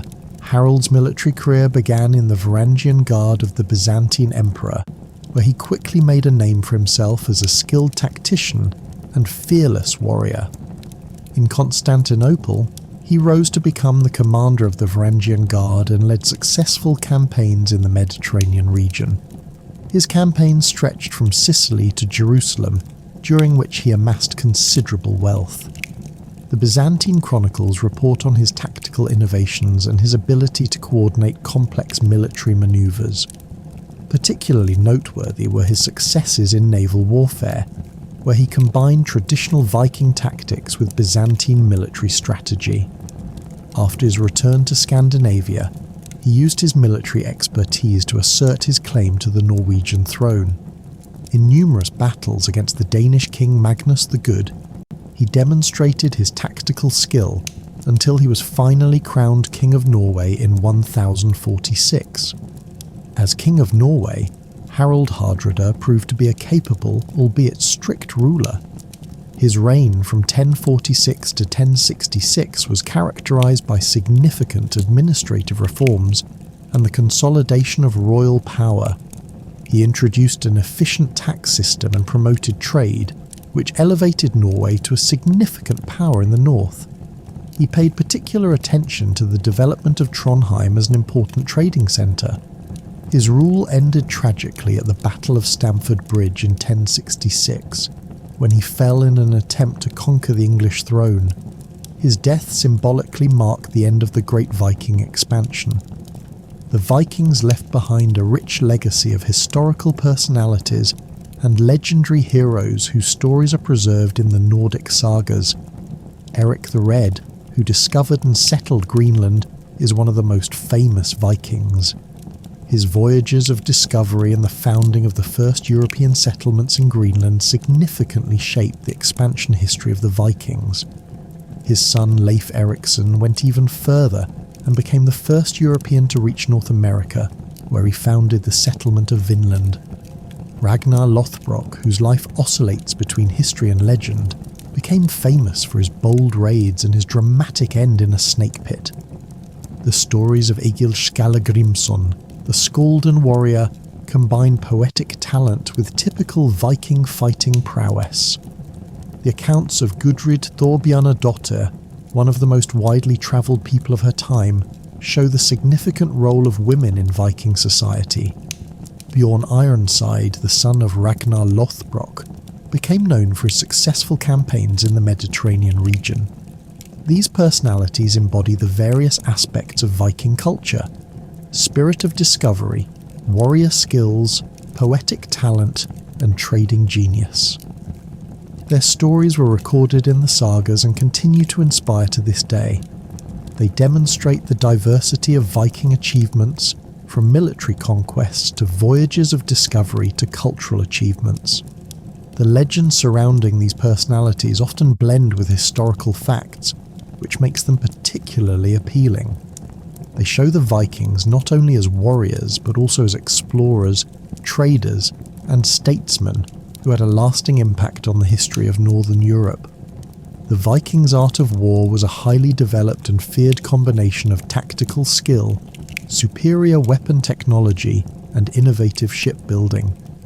These aspects significantly contributed to their military success and expansion.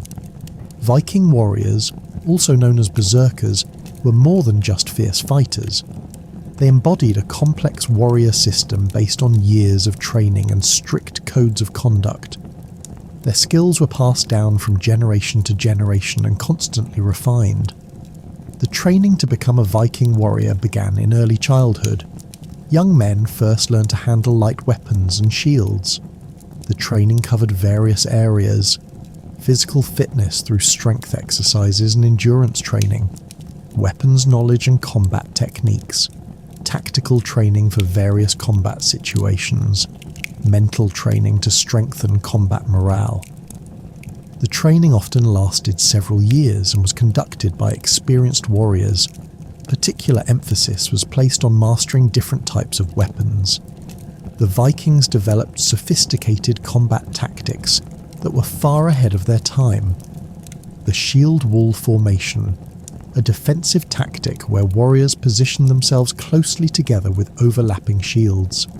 Lightning-fast raids from the sea, psychological warfare through intimidating battle cries and wearing fear-inspiring armour, flexible combat formations that could quickly adapt to various battle situations.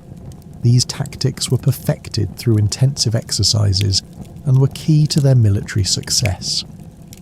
The Vikings' arsenal of weapons was diverse and highly developed. Each weapon was forged with the utmost care and was often a masterpiece of the blacksmith's art. The most important Viking weapons were the longsword, a double-edged blade about 90 centimetres long, often with artistic decorations. The battle axe, ranging from light-throwing axes to heavy two-handed axes. The sax, a single-edged short sword for close combat. Spears, suitable for both throwing and close combat. The Vikings' forging technique was particularly advanced. They used Damascus steel and other high-quality materials. The Vikings' protective equipment included round wooden shields with iron fittings, chainmail for wealthier warriors, helmets, mostly without horns, unlike popular depictions, leather armour for greater mobility. The protective equipment was individually tailored and offered a good compromise between mobility and protection. Viking ships were technological masterpieces of their time and enabled their far-reaching expeditions and military successes. Viking ships were characterized by several innovative features: clinker-built construction for better stability and speed, symmetrical hull for turning maneuvers without having to turn around, shallow draft for river travel and landings, combined sailing and rowing technique. The construction method was perfected over generations and enabled both deep-sea voyages and river expeditions. The Vikings developed advanced navigation techniques, use of sunstone for orientation, observation of bird flight and ocean currents, astronomical navigation, use of early forms of the sun compass. Their seamanship skills allowed them to navigate even under the most difficult conditions and cover long distances. The combination of superior weapon technology, sophisticated warfare and advanced shipbuilding made the Vikings a dominant power of their time. Their military innovations had a lasting influence on warfare in Europe, and many of their techniques were adopted by other cultures. Norse mythology formed the spiritual and cultural foundation of Viking society. This rich belief system not only shaped the daily lives of the Norsemen, but also significantly influenced their power structures and social values. The Norse pantheon included a multitude of deities who stood in a complex hierarchy to one another. This divine order was also reflected in the secular power structure of the Vikings. Odin, the All-Father, stood at the top of the pantheon. As the god of wisdom, war and poetry, he embodied many qualities that were also expected of Viking kings. Thor, the god of thunder, was particularly popular among warriors and common people. His strength and sense of justice made him the protector of humans. Freya, as the goddess of love, fertility and war, also held a significant position. Other important deities were Tyr, the god of law and honour, Heimdall, the guardian of the gods, and Loki, the cunning trickster. The stories of the Norse gods were passed down in the form of sagas and tales. The world tree Yggdrasil connected the 9 worlds. The creation story told of the world's origin from the primordial chaos Ginnungagap. Particularly significant were the prophecies about Ragnarok, the end of the world in which the gods would perish in a final battle. These stories conveyed important moral values and codes of conduct. The Vikings' religion was closely tied to their way of life and their understanding of honour and fate. The belief in fate, Weird, and the Norns, who determined the destiny of humans, was central. Religious rituals played an important role in Viking life. blot sacrifices were performed at certain times of the year, during which animals, food, and sometimes even humans were sacrificed to the gods. The Yule festival in winter was one of the most important celebrations. Other significant ceremonies included naming ceremonies for newborns, initiation rites for young warriors, and burial rituals. In burials, it was believed that fallen warriors were taken to Valhalla, Odin's hall. The Vikings built temples and cult sites that served as a connection between the human and divine worlds. The most famous temple stood in Uppsala, Sweden. Sacred groves and sacrificial stones were also important cult sites. Thing sites, which served as assembly places, often had religious significance as well. The boundaries between political and religious places were fluid, as belief permeated all areas of life. The transmission of mythological traditions was mainly oral, through skalds, the professional poets and storytellers of the Vikings. The Poetic Edda and the Prose Edda, which were only written down in the Middle Ages, are the most important sources for our current knowledge of Norse mythology. They contain poems about gods, hero songs, and mythological tales. The kennings, poetic circumlocutions in skaldic poetry, show the close connection between religion and art. Pictorial representations on runestones, jewellery and everyday objects complement the textual traditions. In Old Norse, the language the Vikings spoke, a Viking was a seaborne raider, and to go a Viking was to undertake seaborne raiding.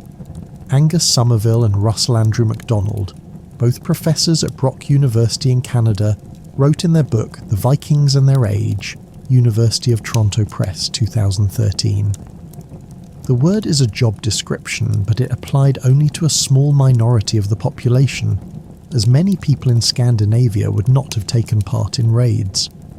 Among those who did raid, being a Viking was a part-time job since Viking expeditions were undertaken seasonally by small farmers, fishermen, merchants, chieftains, and aristocrats as a means of supplementing their income and winning fame, Somerville and MacDonald wrote. The word Viking was rarely mentioned in written sources during the time the Vikings were active. It was not until the 19th century that the term passed into common English usage, where it has generally come to be used as a descriptor for the peoples of Scandinavia in the period from the late 8th to the 11th centuries. Somerville and MacDonald wrote, "The Vikings intermarried or otherwise had children with the people they encountered. This meant that some Vikings were not of entirely Scandinavian ancestry." A study published in the journal Nature in 2020 found that there was a lot of genetic diversity in coastal areas of Scandinavia. Despite the popular belief that Vikings had blonde hair, the study found that many had brown hair. Modern-day historians use the term Viking Age to describe a period when the Vikings were expanding and launching raids. The years 793 to 1066 are frequently cited as defining the period, Somerville and MacDonald wrote, but these dates are subject to debate. In 793, the Vikings raided a monastery on Lindisfarne, an island off the east coast of Britain. They killed people and made off with a substantial amount of loot. The year 1066 was when William the Conqueror successfully invaded England. He led the Normans, a people who included Viking descendants. Although the Vikings originated in Scandinavia, they travelled to and lived across a vast area. The most distant western outpost known today is at Lonso Meadows, on the northern tip of Newfoundland in North America. While this outpost may have been in use for only a short time, there were Viking colonies on the western shore of Greenland that were used for centuries. The Vikings also travelled to the Middle East, reaching Constantinople and Baghdad by the 830 S. John Haywood, an independent researcher, wrote in his book Northmen, the Viking Saga, AD 793 to 1241, Thomas Dunn Books, 2015. In Eastern Europe, Vikings conquered settlements and formed a state called Rus in the 9th century, Haywood noted. They would unsuccessfully lay siege to Constantinople in 860. The pantheon of Norse gods contains at least two tiers, the superior Aesir and the lesser Vanir. Sebjörg Valaker Nordeide, who was a medieval history professor at the University of Bergen in Norway, and Kevin Edwards, an emeritus professor of physical geography at the University of Aberdeen in Scotland, wrote in their book The Vikings, Arc Humanities Press 2019. The Vanir includes the deities Freya, Freyr and Njörður, while the Aesir includes Odin and his son Baldur. The two groups are constantly at war, which maintains an equilibrium, Nordeide and Edwards wrote, noting that there were also intermarriages and relationships between the groups, such as between Odin and Freya. In addition to these two pantheons, there were also mythological creatures, such as the Jötnar, who were in conflict with the gods. There was also a belief in Ragnarok, a world-ending event in which a being named Surtur would kill the gods and engulf the world in flames. In the 9th century there was a volcanic eruption in Iceland, and the inhabitants may have believed that Ragnarok was taking place. They built a boat-shaped structure out of rock in a cave and burned animal bones, possibly in an attempt to strengthen Freyr, a Viking fertility god who fought Surtur, archaeologists found. Contrary to popular belief, the Vikings did not wear horned helmets. Steve Ashby, a senior lecturer at the University of York in the UK, and Alison Leonard, an independent researcher, wrote in their book Vikings, Thames and Hudson, 2018. A complete helmet from Gjermundbu, Norway, has a number of composite iron sections. The Vikings had a writing system. During most of the Viking Age, writing in Scandinavia consisted mainly of simple, short inscriptions called runes on stone, bone or wood, Nordeide and Edwards wrote, noting that literacy among the Vikings was likely low. Elite members of Viking society were sometimes buried in boats. Boat graves would seem to have held special significance for the Scandinavian countries, Nordeide and Edwards wrote. Welcome to ancient China, Shang Dynasty. If you're feeling OG, Han Dynasty if you want to feel slightly fancier while still living a life of constant fear and splinters. Now pick your character. Farmer, merchant, scholar or noble. Doesn't really matter. You're still waking up miserable. If you're a farmer, congratulations. You woke up at 4 a.m. to the sound of your neighbour coughing up a lung because life expectancy is a generous, maybe 35 if you're lucky. Your bed? It's not really a bed. It's a pile of straw, vaguely shaped like disappointment. You crawl out from under your itchy, bug-infested blanket, step into your mud floor house, and immediately smash your foot into a sharp rock. Good morning, pain. Breakfast? If you're rich, you're not. Maybe some millet porridge. If you're normal, it's rice. If you're unlucky, it's yesterday's cold rice, with a side of sadness. Then it's straight to the fields to work 12 hours bending over in soul-crushing humidity. Also, the local lord can collect 90% of your harvest and say, "Good job, peasant. Here's a lovely backhand to the face. No days off, no weekends, no self-care Sundays.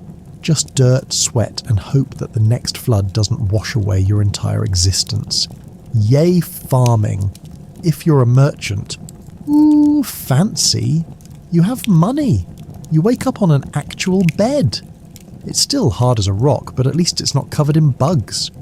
You stretch, put on your linen robes, which by the way scream "I'm doing well" louder than a modern guy renting a Lambo for Instagram, and you start thinking about how to hustle some bamboo scrolls, silk or fermented fish sauce.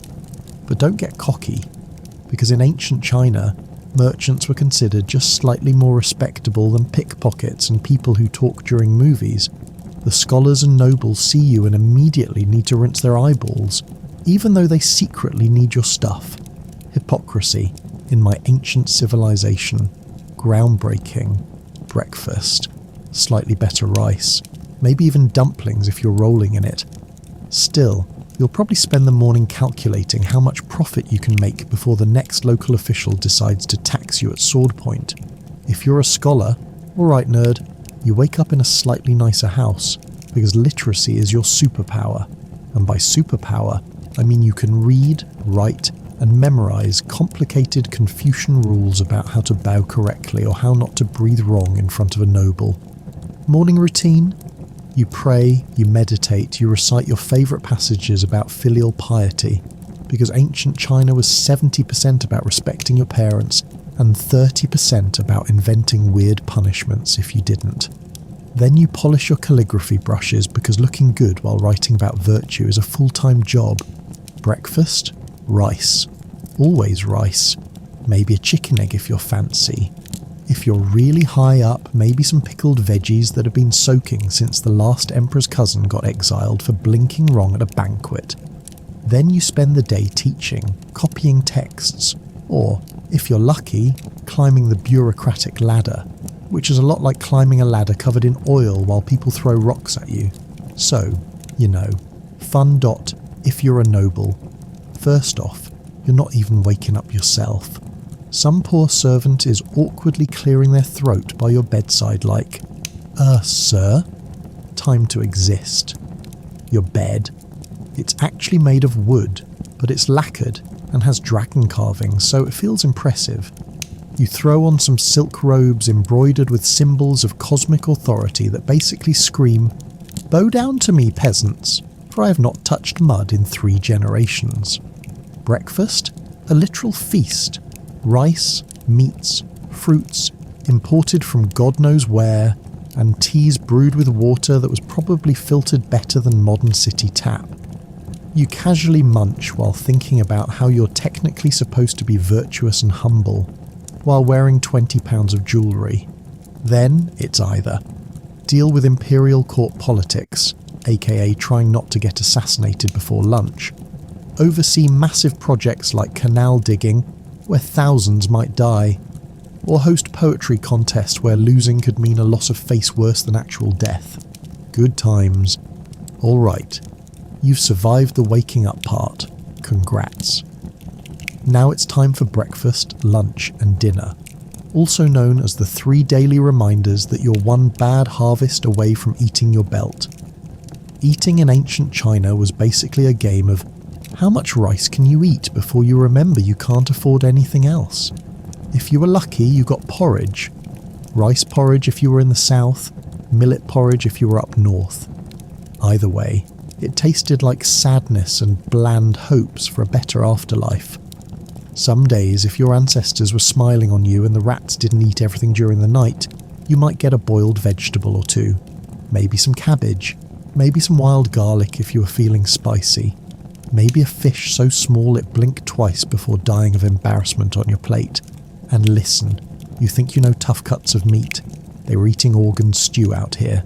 Intestines, liver, mystery lumps with the veins still attached. You didn't ask what it was. You just chewed aggressively and thanked the gods you had anything at all. Meanwhile, if you were rich, and by rich I mean has shoes that match, your meal started looking a little better.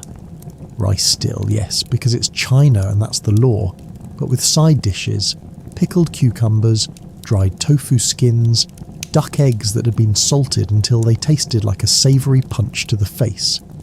And if you were really rolling in that ancient cash, meat, pork belly that dripped grease like a dream, roasted duck with the crisp skin crackling just right, and soups.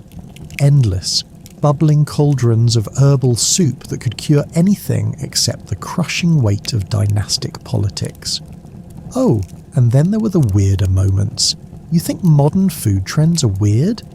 These people were already on their flexitarian, paleo-organic, local source journey before it was cool. Alchemists were out there grinding jade into powder and mixing it into tea like, this tastes like extremely expensive stomach cancer. Some genius decided mercury was good for you. Yeah, mercury. The same stuff that nowadays you wouldn't touch without gloves and therapy.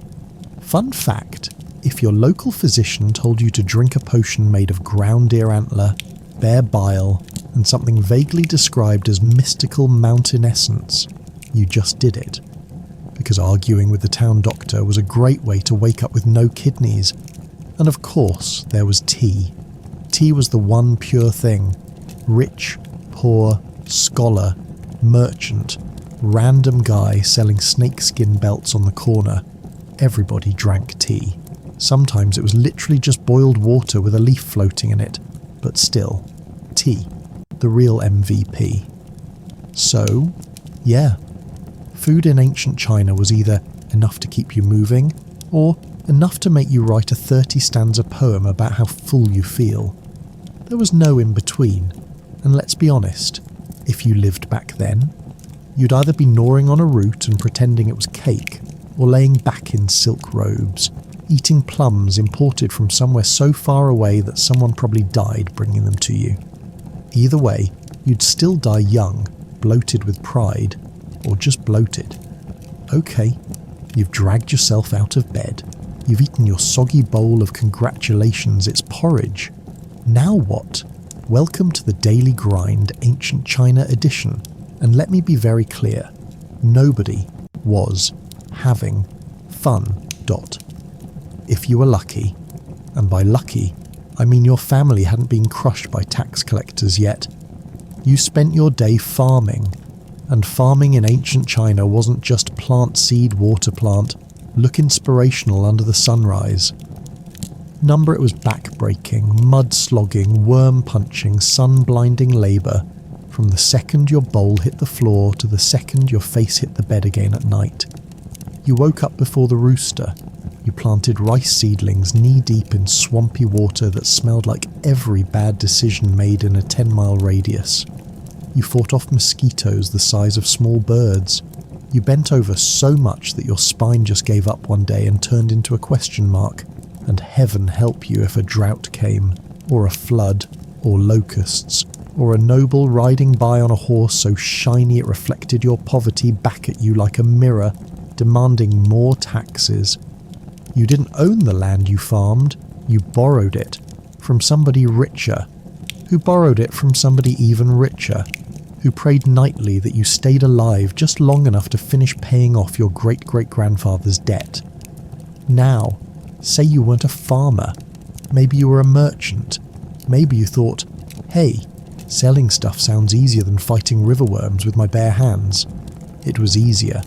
If by easier you mean walking 100 miles through bandit-infested mountains with a backpack full of overpriced silk scarves, hoping not to get stabbed for your troubles. You had no trucks, no Uber Eats, no shipping labels. You had your sandals, your brittle knees, and your irrational optimism. Markets were chaos. Sellers screaming prices, customers screaming for discounts, chickens screaming because someone dropped them. Half the day was bargaining over a single copper coin. The other half was trying not to get pickpocketed by a 12-year-old with faster hands than fate itself. And if you were successful, if you actually made money, congratulations. Now you were a target for corrupt officials who could invent a tax out of thin air. Oh, you're selling rugs? New law? Rug tax? Hand it over. Meanwhile, scholars were living a completely different nightmare. People imagined being a scholar was glamorous, sipping tea under peach trees, writing poems about the clouds. Wrong. You were cramming for exams harder than a modern student jacked up on caffeine and existential dread. The imperial exams, the ones that decided if you got a cushy government job or spent the rest of your life teaching reluctant 8-year-olds, were brutal. They tested your memory, your handwriting, your poetry skills, your knowledge of Confucian classics, and probably how well you could cry without smudging the ink. Fail once, study harder, fail twice, hope your parents still love you. Fail 3 times. Congratulations, you're now a tutor making less than a rice farmer, and if, by some miracle, you passed, you'd get a job sitting behind a low desk in a dim room, transcribing tax records, reading memorials to the emperor that nobody cared about, and praying your superior didn't frame you for embezzlement just to earn promotion points. Now, the nobles, the top dogs, you'd think they had it easy, sort of, but also, not really. Yes, they had silk robes, Yes, they had feasts with duck and wine and whatever weird animal the hunters dragged home that week. But they were stuck playing the world's most stressful game of Survivor, Palace Edition. One wrong word at a banquet and boom, you're out. Out meaning off with your head, not voted off the island. Palace intrigue was a full contact sport. You had to look good, sound good, flatter the right people, sabotage the wrong people, and never, never let anyone see you sweat. And if you were a noble woman, oh sister, your whole existence was a terrifying ballet of marrying the right man, bearing the right sons, wearing the right hairpins, and not looking even slightly more beautiful than the Empress, unless you wanted to mysteriously fall ill one night. In short, work was everywhere, inescapable and merciless. You either spent your days bent double under the sun, hunched over scrolls until your back screamed for mercy, pacing marketplaces haggling for your life, or smiling sweetly at people who would absolutely poison your soup if they thought it would boost their career. There was no following your passion. There was no taking a mental health day. There was only doing what needed to be done day after day until your body gave out or the Emperor changed his mind about how much taxes you owed. And guess what? Even if you did everything right, even if you slaved and toiled and flattered and bribed and prayed, sometimes the harvest failed. Sometimes the river flooded. Sometimes the Emperor had a bad dream about dragons and decided to raise taxes just to feel better about himself. Sometimes life just sucker punched you for fun. And when it did, you didn't cry. You didn't protest. You just picked up your tools, or your scrolls, or your overpriced silks, and you started over. Because that grinding, stubborn, never-quit survival was what life was really made of. All right, you've survived another day without being eaten by river leeches, extorted by a corrupt official, or poisoned by your political rivals. Congratulations, time to have some fun, right? Well, ancient China's idea of fun was a little different from ours. Spoiler alert, it was about 40% less fun